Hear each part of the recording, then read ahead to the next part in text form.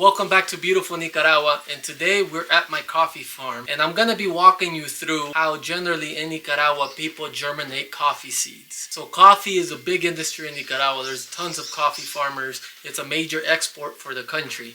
And since I'm building a coffee farm here, I'm really learning on how things are done in this country. So today I'm gonna show you how the typical Nicaraguan will germinate seeds, and I think you'll find a lot of similarities here to other countries of origin where they produce coffee also. So what we have here is these blue and orange buckets in a tag. So what we're trying to do right now is separate each varietal of coffee into its own bucket and its own tag. Because we're planting different varieties, we want to ensure that we're tracking each individual variety down the line so we have no intermixing when we go planted up into the field.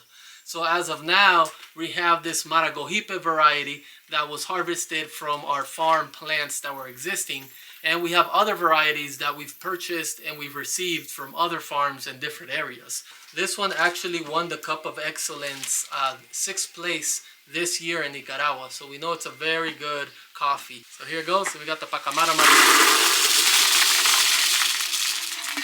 So when picking a variety for a farm, it's important that you know your region, your type of soil, how much rain you get, and your local native plants that already exist, because it's 3 years into the plant produces coffee, so you might pick a seed and you won't find out it doesn't work until 3 years later from there. So you have to make sure you do your homework. So the varieties we're planting, most of them are native to this area here, with the exception of 2, because we're looking for some different flavors and cups, and we also want to compete in the Cup of Excellence here.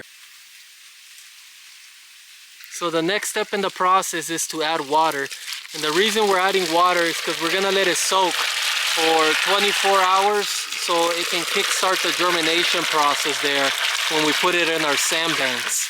So we're gonna be monitoring these beans here for 24 hours while they get soaked. All right, now that we have the beans here, we're gonna go ahead and push them down, make sure they fully get wet, and we're gonna let it sit here and we're gonna come back tomorrow. Here we have 3 varieties of coffee.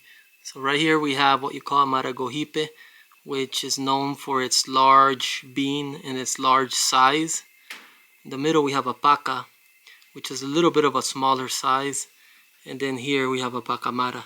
So you can see that each bean has their different characteristics, and they're gonna taste different in each profile on your cup of coffee, and they just perform differently all throughout the field. So day number 2 of the germinating seed process. Right behind me, what you see is a sandbank. So this sand was pulled from a local river about 2 hours away, and we built this bank last year. We've used it before to germinate seeds. So what we're doing here is we're cleaning up the bank. We have to disinfect the bank because we don't want any fungus or insects eating the seeds. And after you clean up and disinfect the bank, you want to wet the bank with a lot of water, because the seeds are going to go from being in a water stage and they have to go to an area where it's humid and it has water to continue to germinate. So you don't want your sandbank to be dry, because then what's going to happen is that's going to suck up all the water from the seed. You know, times like this is actually really exciting in the farm. It always just gets me happy and makes me think back to about like 3 years ago when I quit my corporate life and I got into coffee farming without knowing anything. And I really got into this to fulfill a promise that I made to my dad and my grandma, that we were going to rebuild the family farm and win the Cup of Excellence. You wouldn't be able to tell that there's coffee in there, with the exception with the labels that we put on there. But we finally finished covering the coffee. Now we're going to build the little hut that's going to go on top to protect it from the weather.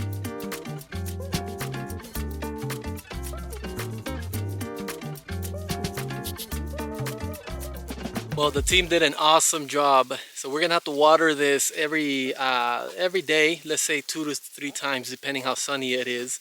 And it's gonna sit here 45 to 60 days. But I'm gonna be keeping you guys updated on the progress and showing you once it starts to sprout. Because after this, we need to go to the next step, is where we need to transfer them into bags. Eventually, it'll make it into the plot of land. Well, it will sit there for 3 years and grow until we can try these cup of coffee here. And that's what makes coffee farming challenging, is that you don't know if your variety is really gonna hit it off until it's like 3 years later and almost too late. So these are the risks that you play. So you have to make sure that you're picking the right seeds to farm at your at your farm. But yeah, overall amazing. I love this look here, very rustic, old school.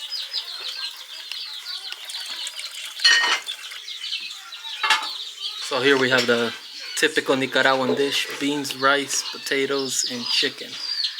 Super yummy. Thank you for watching. Make sure to like and subscribe to join our movement while we rebuild this coffee farm here in Nicaragua.